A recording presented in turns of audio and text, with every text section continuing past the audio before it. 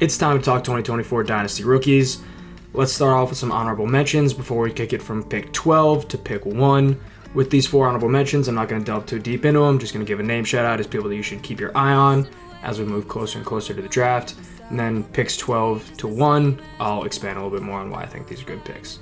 But let's start off with those honorable mentions. 1 being Brian Thomas Jr. at LSU, wide receiver. Jonathan Brooks, running back out of Texas. Troy Franklin, wide receiver out of Oregon, and Adonai Mitchell, wide receiver out of Texas. Now that we're done with those, keep your eye on them. With pick 12, first player we're really going to dive somewhat deep into, it's going to be Keon Coleman, wide receiver out of FSU. Now, when Coleman was at Michigan State, he actually had close to a 30% receiving yard share last year, which really enticed me personally as a prospect, because the lack of a flashy 1,000-yard season meant he might be undervalued by your league mates if he got decent draft capital. However, after transferring to Florida State this year, that number of his share of team receiving yards dropped to 20%. And the injury to Jordan Travis wasn't something that drastically changed that outcome. Now, 20% isn't horrible, but you really want to see more of a jump from Coleman this year, which is why I have him at 12, but I still think, considering the high receiving percentage share at Michigan State at a younger age, is pretty promising. If he gets decent draft capital, gets put in a good situation, I'm very comfortable taking him in the last pick of round 1. At 11, Trevion Henderson, running back, Ohio State. Now, I'll be the first to say, hand up, I had Trevion way too high up the last time we talked 2024 prospects, but it was mainly to prove the point that everyone wanted to throw away an amazing freshman year because of his down sophomore season. Now, Henderson has bounced back this year and is an extremely well-rounded back. The main reason I have him here over someone like Jonathan Brooks is because of that freshman season. Now, you really can't fault Brooks for the minimal production when he was behind both Bijan Robinson and Roschon Johnson at the same time. The reality is, though, that these running backs will be very hard to rank without draft capital.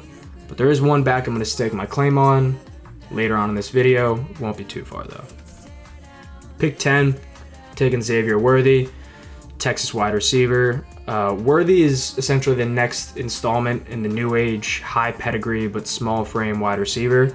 Despite the great production he's had over his collegiate career, the big problem is that Worthy has never had that one insanely productive college season that players like Jordan Addison and Devonta Smith have had. But with the Quinn Ewers train having come and gone and shown us that he wasn't really the QB people thought he was, and with the addition of Adonai Mitchell, who I've already mentioned, into the Texas offense this season, who I think is a solid pick in his own right this year, and the continuation of a solid Texas running game with Jonathan Brooks, I'm still willing to take the gamble on Worthy late round 1 because you've seen the flashes of what could be a very highly productive receiver in the NFL in the right system. Pick 9, Braylon Allen, running back out of Wisconsin. Now, Braylon is my flag plant that I mentioned 2 picks ago with Trevion. He's my guy this year. Allen has had an average of 25% of Wisconsin's total yards across his 3 collegiate seasons. He stands at 6'2", 240, and one of the most exciting things for Allen is that he doubled his number of receptions this year. In reality, it's all going to come down to Braylon Allen's 40 time, which has reports all over the place. Some claim he can run under a 4.5, while others claim he's a 4.8 runner. From the tape, I think he looks pretty fast for his size, but if you're watching this and by now he's already run a bad time, you can safely move him down your board. Pick 8, I will be taking Michael Penix Jr. / Bo Nix. This spot is basically a plug and play for the 4th quarterback that goes off the board in this year's draft. So, spoiler alert, I do have 3 quarterbacks up higher in this board. I give Penix the slight edge right now, so he's going to be the one I discuss more rather than Bo Nix. Penix is in his 6th year of college football. He'll be 24 on draft day, and we'll touch more on this with the next QB on the board. But unlike running back and wide receiver, I don't care so much about age when it comes to production for quarterbacks. In Penix's case, he's dealt with 4 season-ending injuries in his first 4 seasons before transferring and finding extreme success at Washington this past 2 years. Now, if you're wondering why Penix is this high and I've relegated Bo Nix to kind of the afterthought spot for this pick 8, it's because Penix saw some success in the college football playoff. Now, granted, that final against Michigan was pretty bad. He did not look good, but playing on the big stage means a lot to NFL teams, whether you agree with it or not. Penix is likely going to go higher in the NFL draft, even if you think he and Nix are similar in talent. But I will be the first to admit, it's way too early to forecast who the fourth QB will be off the board in this year's draft. It might even be J.J. McCarthy. I don't think it will be, but that pick 8 is mainly a plug and play for that fourth quarterback right now. And at pick 7, I'm going Brock Bowers, tight end out of Georgia.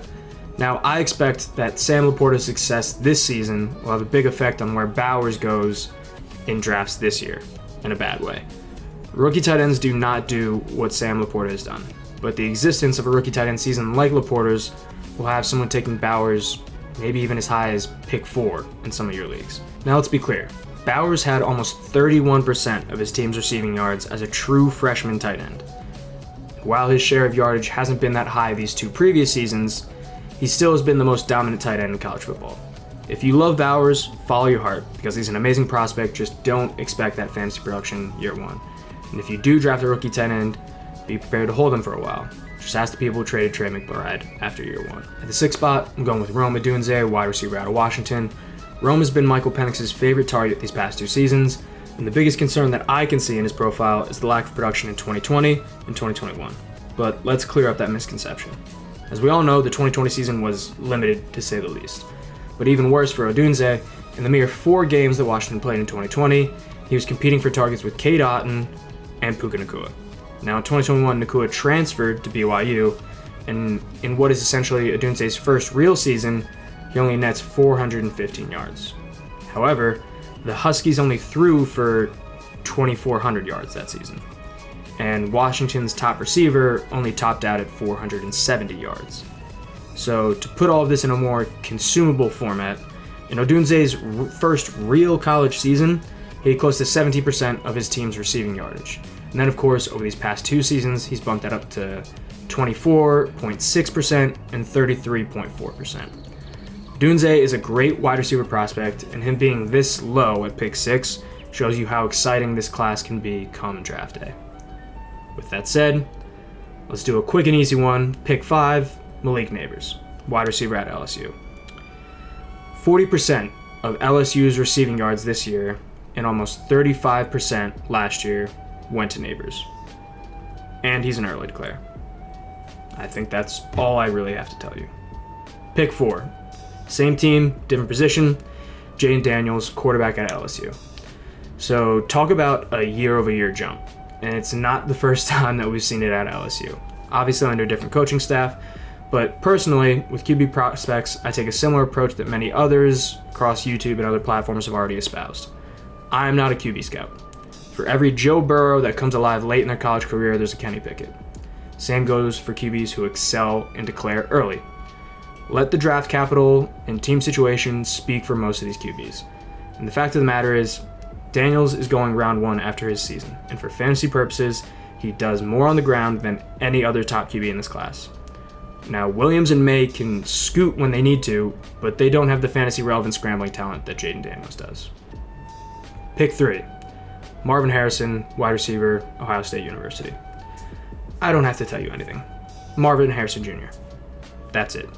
Edge to his highlights tonight if you're looking for something to do. Pick 2, Drake May, quarterback, UNC. Now, Drake May is a great quarterback prospect in a class filled with a lot of intriguing players. I think most seasons he would be the easy 1 pick. However, there's a lot of talent in this class. And similar to the first pick, newsflash, Caleb Williams, this year hasn't been good as the previous season for Drake May. But I'll still confidently rank him at pick 2, considering the entire scope of his collegiate career. And of course, pick 1, Caleb Williams, quarterback, USC. He's the set and forget at number 1 unless another QB completely overtakes him as the first QB off the board in the pre-draft process. By his standards, a down year this year, especially the game against Notre Dame, but don't overthink things. His sophomore season still exists, and he's a very polished passer and a dynamic player. So that's it for the 2024 prospects. Hope you guys enjoyed. Let me know what you agree with, who you think I should move up, down, all that stuff down in the comments below, and I'd appreciate any support on the video. Thank you very much. Have a good one.